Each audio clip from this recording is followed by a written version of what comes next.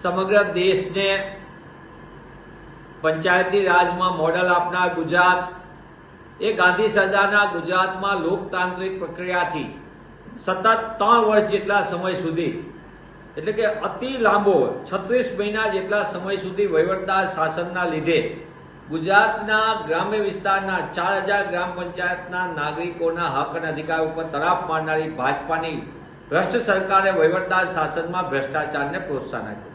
મનરેગા હોય કે નલ સે જલ સહિતની સરકારી યોજનાના ગ્રામ્ય વિસ્તારના લોકોને લાભમાં એને સીધો મળવો જોઈએ એ લાભ આપવાને બદલે વહીવટદાર શાસનના માધ્યમથી અનેક વિસ્તારમાં ભ્રષ્ટાચારની ફરિયાદો આપણી નજર સામે છે ને મસ્ત મોટા કૌભાંડ પણ સામે આવ્યા। પણ લાંબા સમયથી કોંગ્રેસ પક્ષની સતત માંગ રહી, નાગરિક સંગઠનોની માંગ રહી અને એના કારણે આજે ગુજરાતમાં પંચાયતોની ચૂંટણીની જાહેરાત કરવામાં આવી છે। કોંગ્રેસ પક્ષ આવકારે છે કે ગ્રામ્ય વિસ્તારના નાગરિકોને એમના ચૂંટાયેલા પ્રતિનિધિઓનું શાસન મળે, પંચાયતની અંદર સરપંચ સહિતની બોડી ગ્રામ્ય વિકાસમાં પોતાનું સાચી રીતે યોગદાન આપે એવું કોંગ્રેસ પક્ષ ઈચ્છે છે।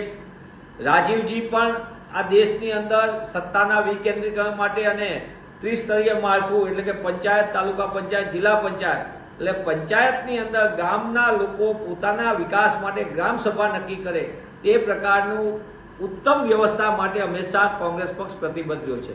ત્યારે આજે જ્યારે જાહેરાત થઈ છે ગ્રામ પંચાયતની ચૂંટણીની, હું અપેક્ષા રાખું છું કે તમામ ગામોની અંદર લોકતાંત્રિક પ્રક્રિયાથી ચૂંટણી પ્રક્રિયા હાથ ધરવામાં આવે અને એ ચૂંટણીમાં ચૂંટાયેલા લોકો પોતાની મનપસંદ રીતે એ પ્રક્રિયામાં ભાગ લઈને સારું શાસન મળે અને ગામનો સાચા અર્થમાં વિકાસ થાય તે સૌની ફરજ બને છે।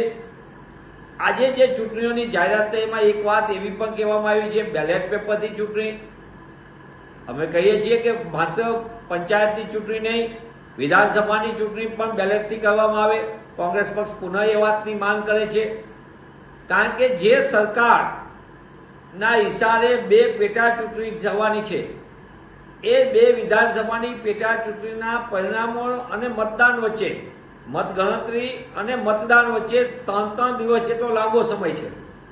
ત્યાં ઈવીએમ ઉપયોગ થવાના હોય તો આટલા 3 દિવસ સુધીનો સમય કેમ લાંબો રાખવામાં આવ્યો એ પણ એક મોટો પ્રશ્ન છે।